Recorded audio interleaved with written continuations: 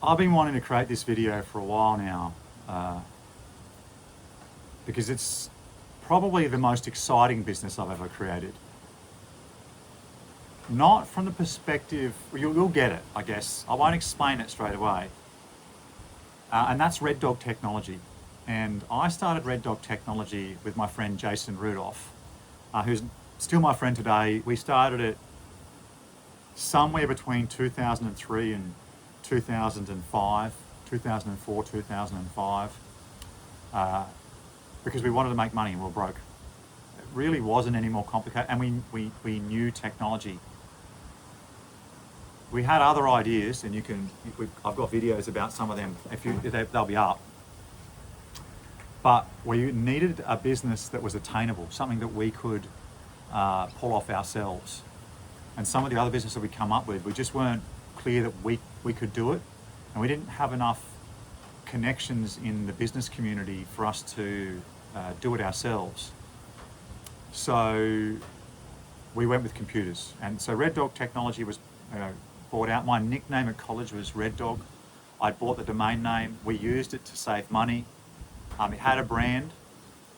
It certainly wasn't as sophisticated as things like auto till or light bulb effect from the world of branding.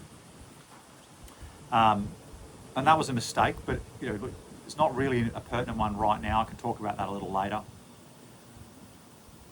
So we started selling computer cheap ones. We just wanted to make them cheaper than anyone else. And so we just went around telling people, if you want a computer, we'll build it for you. And where Reddog came from was I had some friends at work. I had a job at the time when we started Reddog. I worked for an insurance company doing their statistics and econometrics and all sorts of mathematical stuff in Excel. And they brought in international students and provided them accommodation, and each international student needed a computer.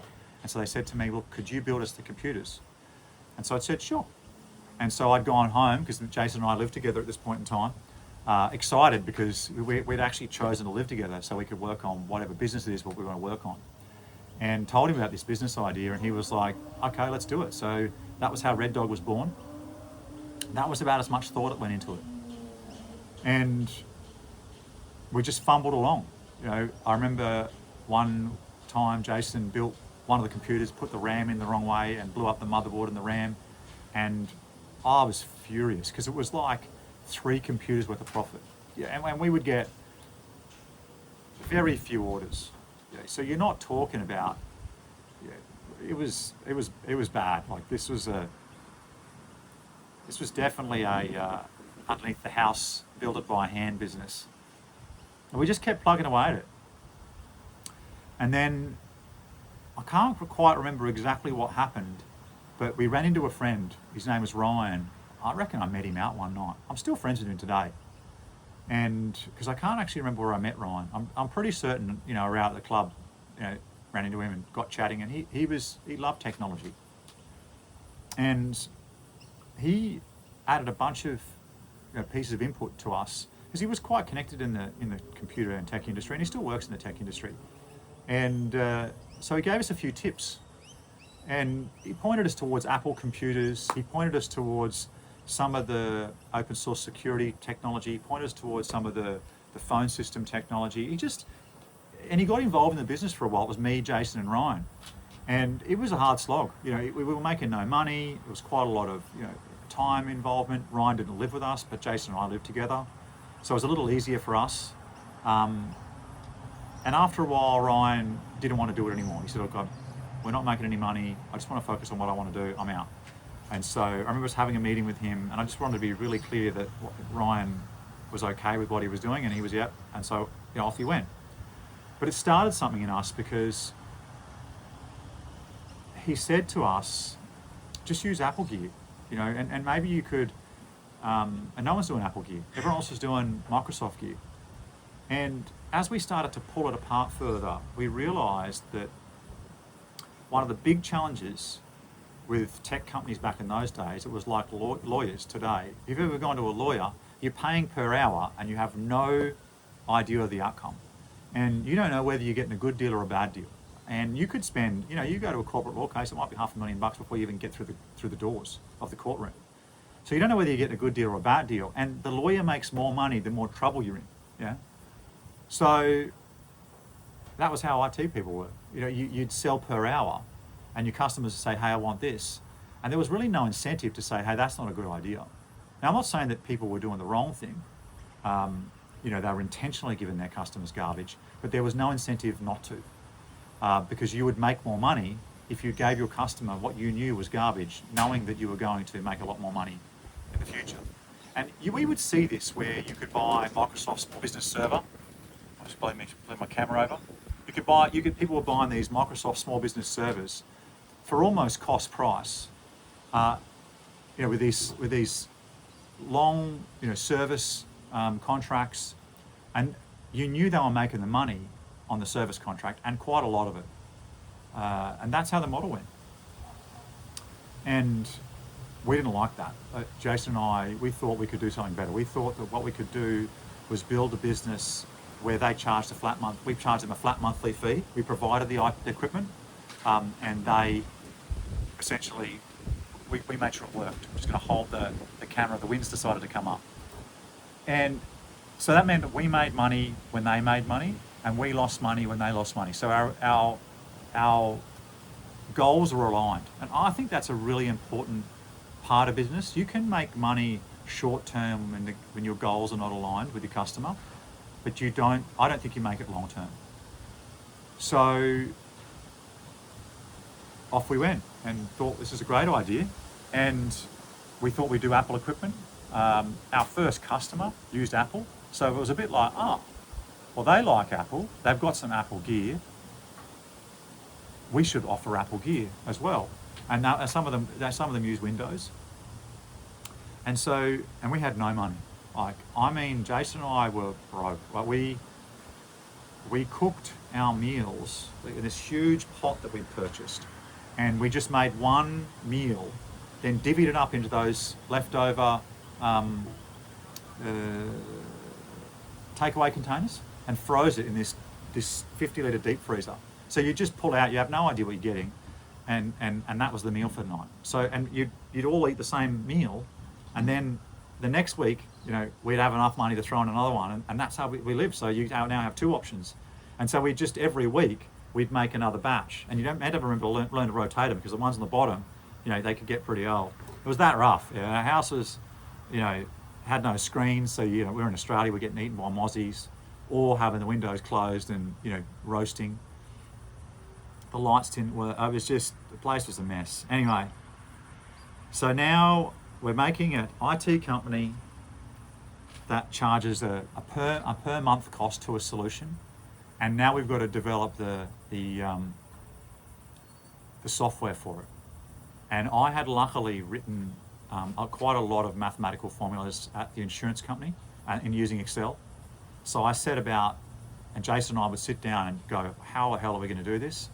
And we just started with what we knew, you know, the cost of equipment, you know, standard, you know, like interest rates, you know, what people would expect to pay if it was a personal loan, a business loan, you know, those sorts of things, what it cost us to loan the money, if we wanted to loan it. Because we obviously didn't want to lose money, but we sometimes, you know, we might be loaning it at higher rates than otherwise. So we had to sort of create all this, how long would it last? So what did we expect it to last for? And you want to amortize the value of the asset over the period of time. You know, things like, you know, how often do you need to replace it? You know, what's you know, is it going to get a warranty claim? So if its viable life was 3 years, sorry, I just got a stick in my eye. If its viable life was 3 years, and the warranty was only a year, you would have to, you know, carry it for 2 years in the hopes that it didn't break. So what was the cost of a warranty, and was it worth it to buy the warranties, or was it better to insure ourselves? And initially we bought warranties because we just couldn't take the risk. We just didn't have the money to take the risk. But over time we self-insured because we had enough statistical information to know whether we should self-insure or not for different pieces of technology. And so we started out building these formulas, and we had no idea, because everyone thought we were nuts. You don't charge a flat monthly fee on a business that charges a per hour wage cost. It doesn't take any risk on the solution itself. So any of the technology, they don't take any risk. Whereas we owned and leased it to them from all outlets. So if we provided them with a laptop, we provided them with the software, the laptop, the support, all of the essentials, the chargers, cables, the bags, the whole lot. And so there was quite a lot of risk to us, but we figured that by carrying that risk, first of all, we could price it effectively, and second of all, the customer would pay the right amount of money for it. Geez, the wind has really come up. And we thought that because of our economies of scale, we could give it to them cheaper. And all those things were true. Because you might have a customer that's got 100 staff, but we might have 2,000 staff who we manage. Well, they're only a small percentage of the total whole business. So the customers were benefiting from the economies of scale of us. And in essence, how we built the software that priced all this. And I'm talking about the software because I think that was our niche. Well, actually, I know it was our niche. It was very unique, and it allowed us to do this and price out someone's IT solution and provide it. And it was exceptional. We built we had a huge warehouse full of equipment. We would buy, pallets of Apple laptops at a time, pallets of Apple desktops at a time. It was an incredible time. And how we funded it, we funded it all ourselves. The banks wouldn't give us any money, and so we would buy equipment and then put it out to our customers, and they would pay their bills, and we would then essentially invest it back in. And Jason and I just lived this incredibly poor life. And then one day Jason was talking to his brother and telling him about this business he had, and Jason's brother said, "Look, I have a bunch of money in an account, and I don't need it. You can borrow it." And it couldn't have come at a better time, because we had a customer call us. And we weren't many customers in at this point. We were still testing our business model. And we have this customer call and says, "Look, can you come and do our IT?" And we were happy with our exposure at this point in time. The mathematical model was adding up. We weren't overly stretched. I was still working a job as well as providing service and support to our customers, which was, actually, I think I had left. That's not true. I had just left. But I remember when we first started our business, I was working a full-time job because we couldn't afford for me to not do that. And I would provide the service and support at night time. So I would finish my job, go home, eat dinner, wait for them to finish their work, and then I would drive around to their premises, open it up, and work till 1 or 2 a.m. Then go home and go to sleep, get up, go to work. And I needed to do that because we actually couldn't afford to have the computers we had at home, at our customers, at our home, so that we could work on them. So I'd have to go and develop the different things we needed to develop and fix all the problems we knew we had on our customers' gear. So anyway, back to this customer calls us up. They've got 12 staff, and they ask us, and we don't really want to do it because it increases our exposure. And after a while, a week or two of Jason and I considering it, we decided that we would do it. They'd asked us if we could again, and we thought, okay, we've got the money. We worked out we had the budget for it. Jason's brother had sort of said to us, "Look, you can borrow some money off me." And we thought, well, it was 12 people. I mean, how bad can that be? Well, this particular customer gets about 1,000 staff in the next 18 months and completely explodes, makes like $1 billion on a bunch of different mining deals. And from that, we also get a whole bunch of other customers who turn up at the same time. So we are now racing. And I mean, it is just I have never worked harder in my entire life. Like, to get to where we were at Reddog, I was working sort of 100-hour weeks those first few years. This was well above that. Like, it was, I don't know how we did it. We had to find the money. You know, I remember, you know, every month we'd pay the bills, and I'd be like, we've just paid them, but not by much, you know. And we'd get money in, and I'd literally be paying a bill that was due. You know, it was like that. It was that tight, and we were, you know, it was really difficult. And then I called up the bank one day and just said, look, we need to borrow more money. And there was this guy, his name was James, and we caught up a few months back, maybe last year, and he said to me, you know, he was only a young fella just like me, and he said to me, when I ran into you, and you asked us for money, I knew that this was either going to go really, really well, and I was going to look like a hero, or this was going to go really, really bad and I was going to lose my job. And I figured, you know what the hell, let's have a crack. And so they lent us a bunch of money, and that kept us afloat. Without that money, we would have struggled to expand at the speed we needed to, because the challenge we had with our business, which we didn't really think about, was that if you say to people, we're going to own everything out, and they get 1,000 new staff, you need to buy all that equipment. And we quickly moved out of our house. We got a warehouse, you know, just out of the city, this really slummy area. Jason lived upstairs in the warehouse because we couldn't afford to pay rent for him. But he had this epic apartment. It was, you know, one stop from the centre of Brisbane. It was huge, but you couldn't use it because it only had a little tiny staircase up the top. But it was a full apartment.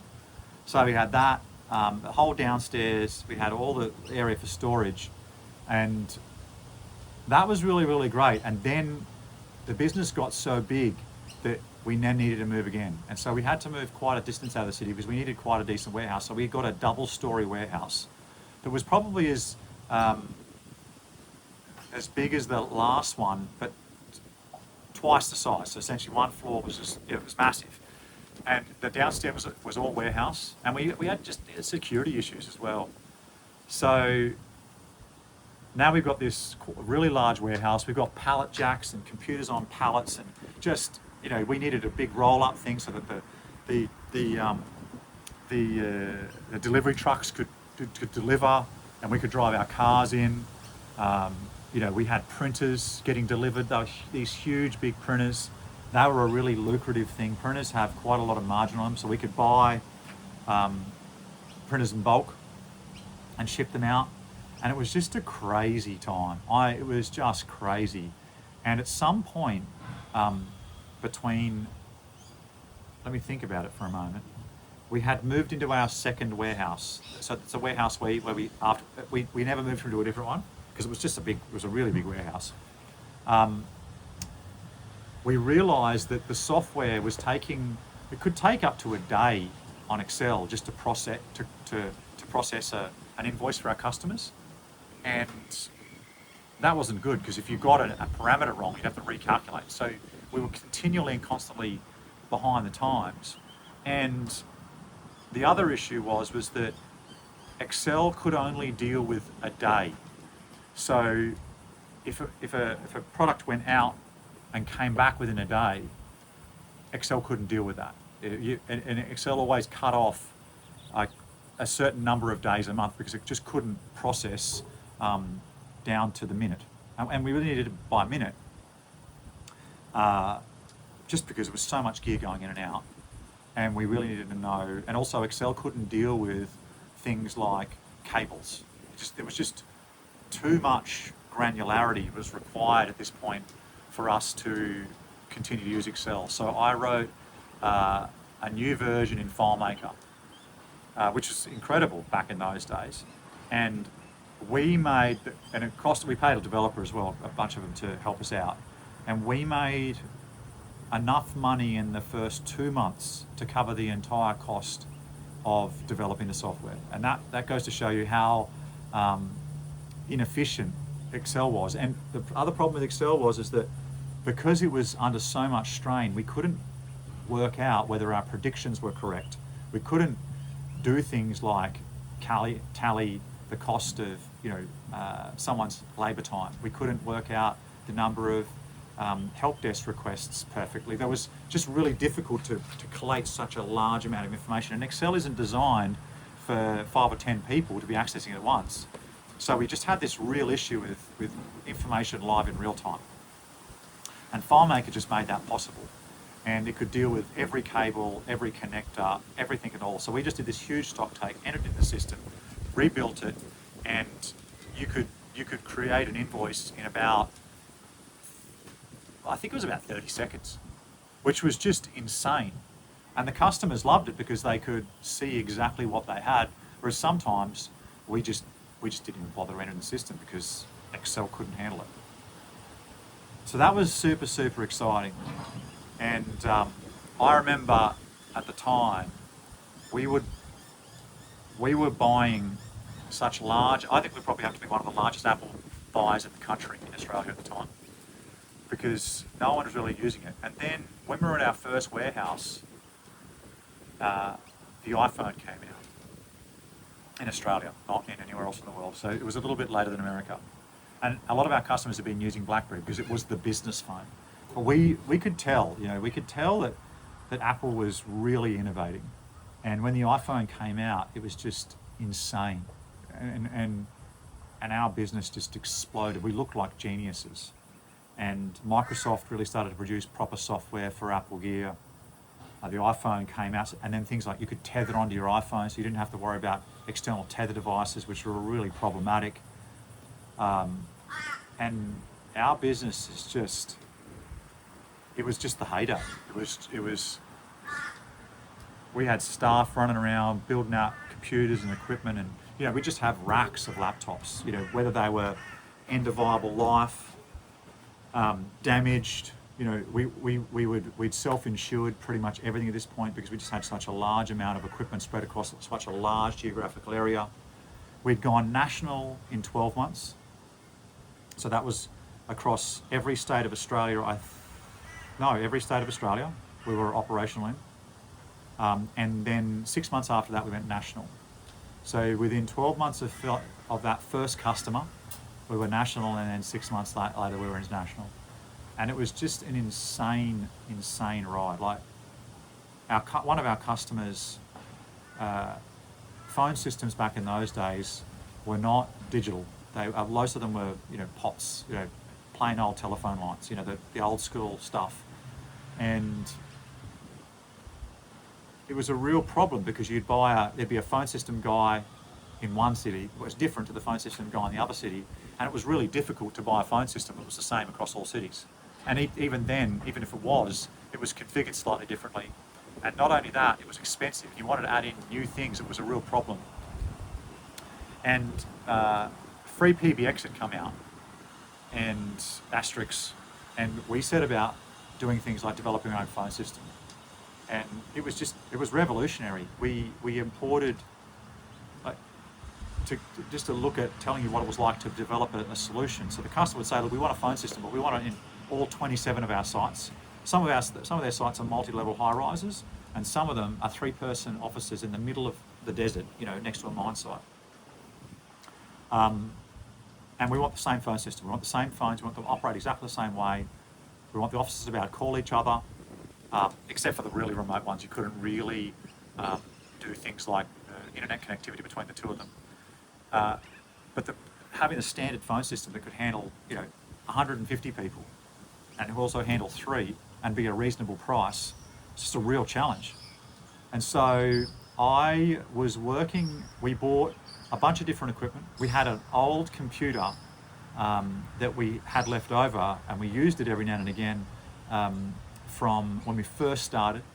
We used to use Linux servers to store our files, and then every few weeks I'd have to take all the files off and add a new hard drive. That's how broke we were to sort of make ends meet. And we still had this bare computer left. And so I built the first phone system on that, and it was 5 years old at this point. I actually couldn't tell you, but it was definitely old school. And the reason I needed to use it is it had lots and lots of slots in it, so I could add in a bunch of cards. And then what we did was we just went out to all the different card providers for the different phone lines, and we bought a bunch of different card cards, and we just installed them in this computer. And then I would drive out. We didn't have ISDN lines, but our customer did, and that was the one that wanted the phone system. So I would drive out to their offices, and I would. There was a guy working in Portugal, and he would start working with me at midnight, and he knew free PBX, and him and I would work to get the cards working and using all the drivers, and we'd work till 4, and then I'd go home and sleep for 2 hours and probably get my first phone call around 7, so I'd have to have breakfast and be up. And we developed this phone system, and the issue with it was that, first of all, like, you couldn't continue to use this hardware. The software was getting better, and there was a problem in that it would crash after a while. So every hour we would wait until no one was using the phone system, so there would be a little script that would check, and then it would reboot itself really, really fast. And that's how we kept it operational. And our customer never noticed. And we did that for, I think, 3 months, because now we had the software working as we fixed it, and after a while it might just last for 3 hours, then 5, and then once we got it to last for 10, we were good, because the customer never lasted more than 10 hours, and we just rebooted every 10 hours. And then we had to do hardware, and we needed hardware that worked in an air-conditioned office in Iraq and on a mine site where there's no air conditioning in the roasting sun. And they needed to work in both, and it needed to be easy, it needed to be almost disposable. And we found the perfect case and motherboard and power supply solution in the UK.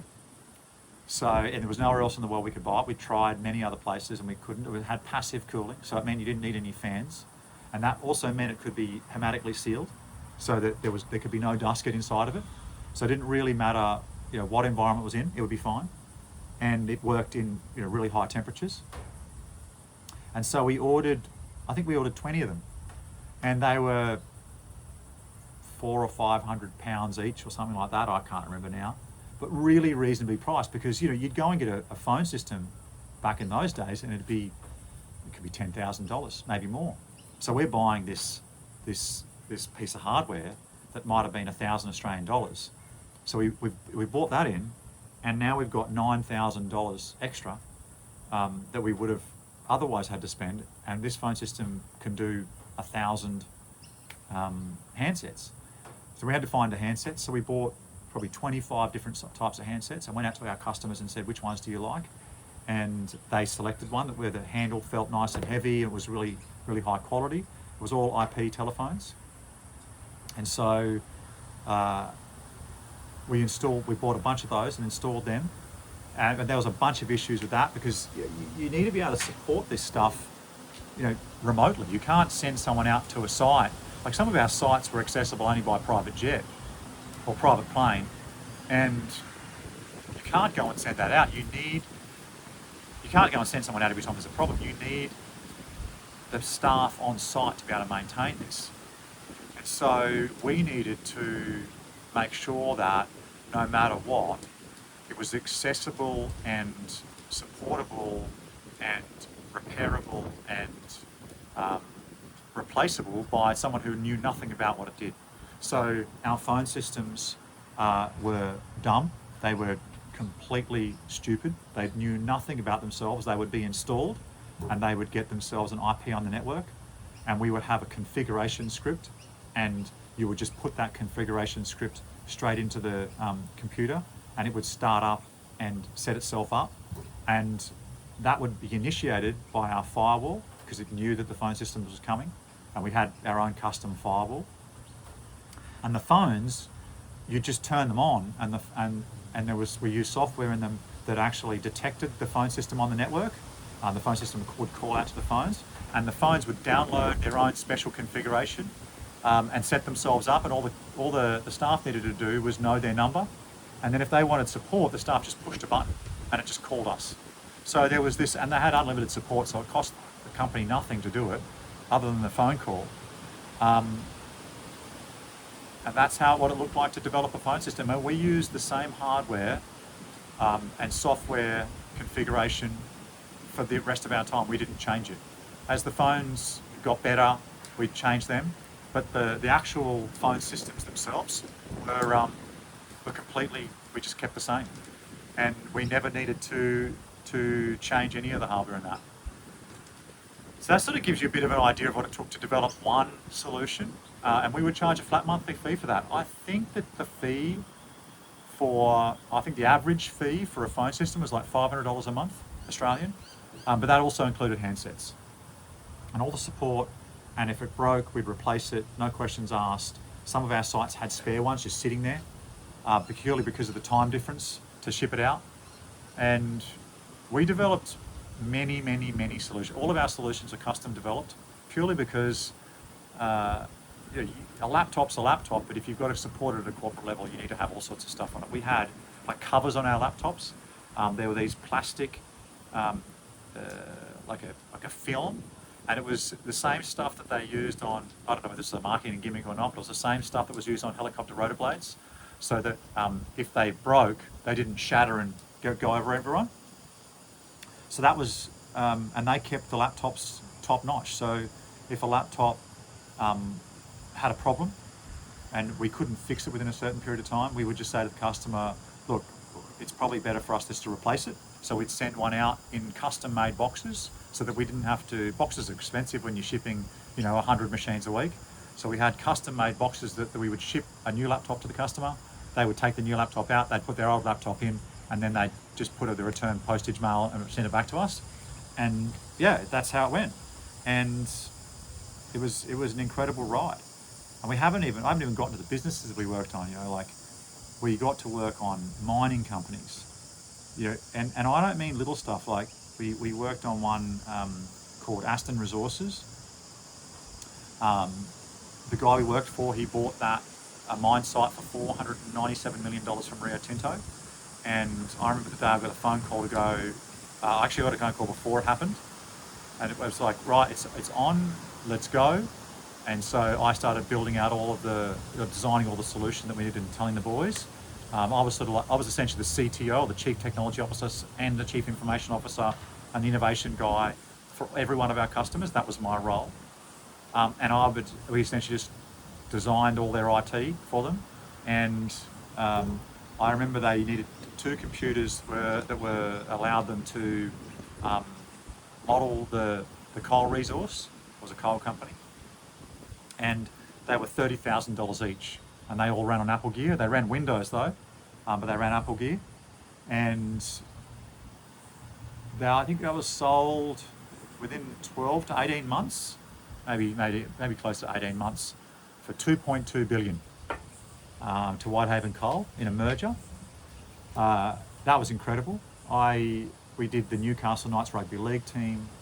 We did a bunch of retail stores. We did a bunch of communications companies with medical companies.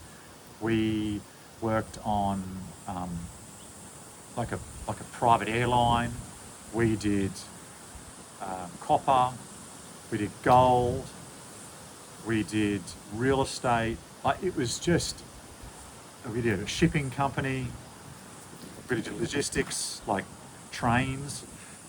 It was insane. It was just, I remember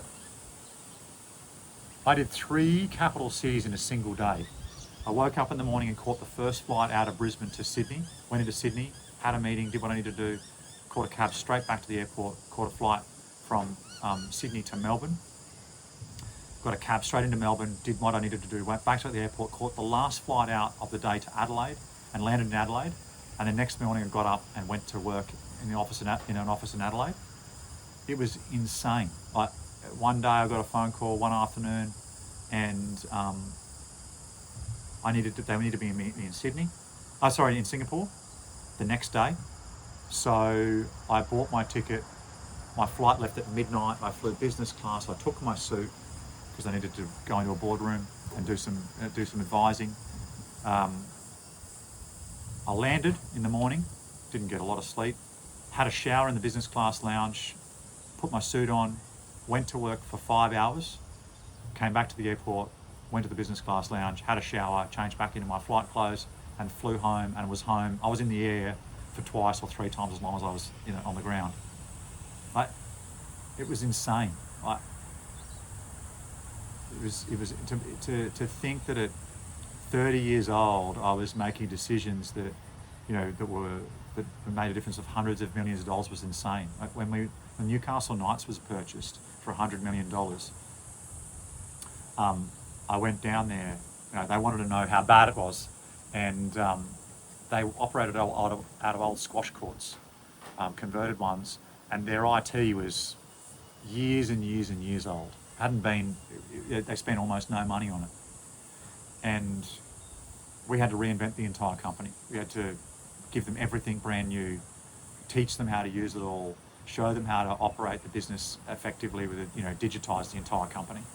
I remember we had to do a high-rise building, and they didn't want any downtime. So they wanted the staff from 3 different locations to shut down on a Friday and then walk into their offices on Monday, into the new offices in this high-rise building, and there'd be no issues. I think there was 3 or 4 floors of these guys, and so we quite literally built an entirely brand new office, set it all up, waited until the Friday, cut everyone's stuff off at 5 o'clock on the Friday afternoon, migrated the things that we had to migrate, like the file servers, those sorts of things that stored quite a lot of data when you couldn't move, virtually.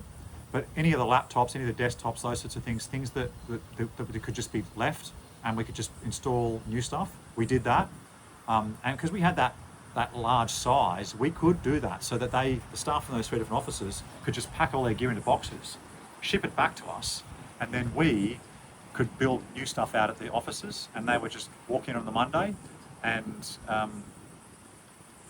start working. Now, obviously it wasn't perfect. There was a few teething issues, like things like printers might not be set up or whatever, but they were working on Monday, and like using the same solution, the same phone systems, the same everything. They had the same, phone numbers in the offices. It was insane. We got a front row seat to the making of billions of dollars, and then one of our customers actually, he went bankrupt and lost $1 billion, and that was also insane. You don't often get to be part of the making of billions of dollars and standing in boardrooms at the age of 30, and public companies and household names and things like that, and then get to watch the loss of it, because in a lot of ways the loss is just as important, if not more important than the win. If you've been in business long enough, you'll know that if you haven't lost, you're probably going to at some point, and it's going to be a really valuable lesson. Reddog Technology was insane. It was absolutely insane. And I could talk about it for hours, and I won't. Because I think at the end of it, Jason and I were exhausted. And we were exhausted not because the business was a bad business. We were exhausted because the same ideas that we started Reddog with, we kept, and which was fine in a lot of ways, but there was a few things that we just should never have kept. And those things were obvious. We didn't know our niche. We thought our niche was the IT solutions we'd developed. And sure, they were unique, they were incredible, but the real niche was the software, the pricing software. We sold the business for whatever we sold it for. We could have sold it for easily 10 times more than we sold it for. Easily. The software had application to thousands and thousands of IT companies all over the world, tens of thousands. We could have been on that right at the perfect time. No one else had ever heard of this before. We couldn't find anyone who'd ever talked about it before, IT departments as a service.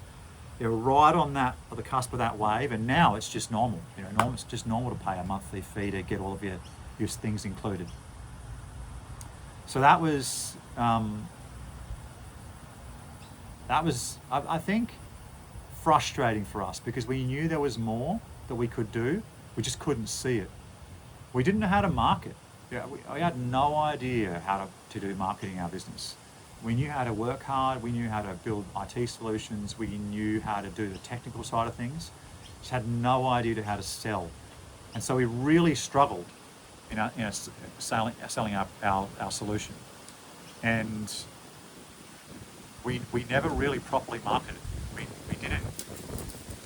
And I don't, to this day, I still can't work out how we didn't know, other than we were just so busy working in the business that we weren't working on it. And obviously now, you can look back and see those mistakes. But at the time, that's just not how it went. We were in our really early 30s, learning how to operate an IT department for, probably 50 or 60 different locations. So imagine that as departments. And it was just, and people just traveling all over the world. Like we get a phone call from someone, oh, I'm in Hong Kong, I've lost my phone. And sometimes we would actually have a phone ready in those sorts of places so that we could just ship it to them. But we couldn't at this particular, so we would actually call up and get one delivered to them and then work out how to configure it remotely using MDM software so that they could actually use it just like their normal phone within hours. We had to develop solutions where if they left if you had a phone call at our help desk, it's 11 o'clock at night, I've left my laptop in the cab.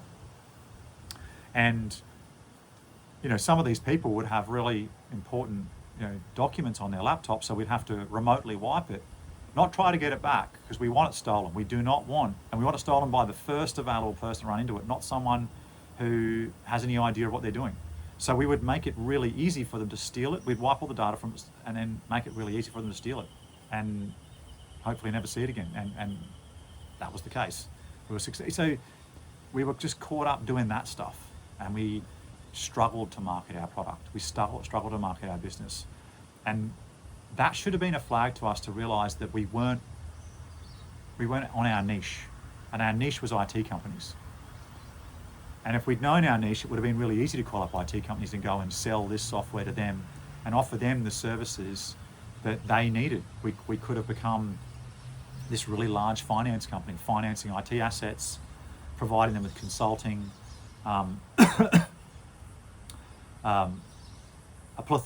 we could have done a plethora of things. And we didn't know to do that. We didn't know how to do that. And yeah, we probably could potentially be billionaires today if we'd done that. Our business might not have been worth, 10 times, it might have been worth 100 or 150 times what we sold it for. And in the end, we sold Reddog Technology to our customers.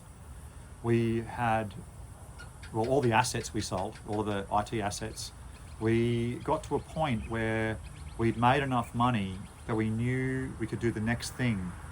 And that was also a mistake. I'm going to talk about that in a second. Because we'd started Reddog in an effort to build the next big thing. That was what we wanted to do.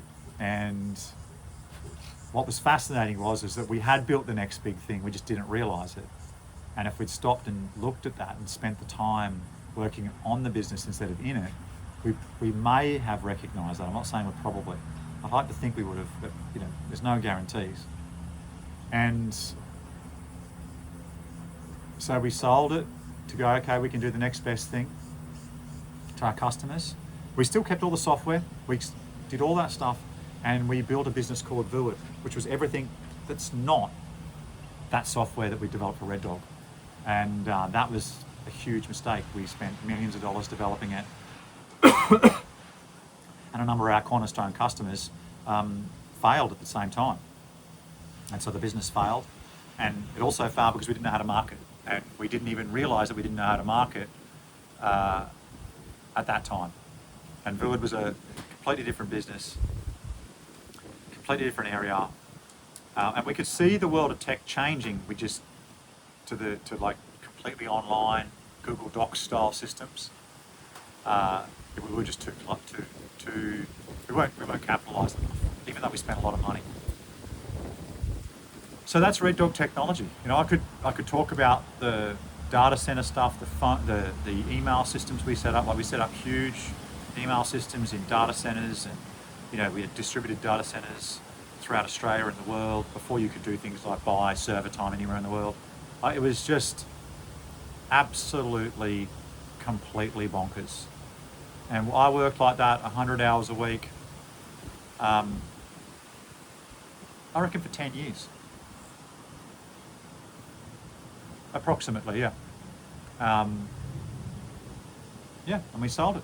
And it was epic and incredible, and it set me up to give me the most incredible education that I could have ever imagined. You couldn't have bought the education I've gotten through Reddog Technology. And I said that I was going to come back to the thing about the name. And the problem with Reddog Technology is, obviously, if you look at it, the name's not great. We owned reddog.com.au. We did not own reddog.com. Not a problem, but if we just called it Reddog, it wouldn't have been an issue. We had this epic logo. It was incredible, but most of our customers called it Reddog Technologies. And that was telling. But we were stuck with Reddog Technology, and that's where we went, and that was it. But if I had a time again, I probably would have just called it Reddog, and I would have marketed the software and built Reddog, the business, the technology provider, as a test bed to getting this technology, this software that we developed, the help desks and all the other stuff, the integrations and the pricing model and the invoicing stuff, into a piece of software that other IT companies could use. But yeah.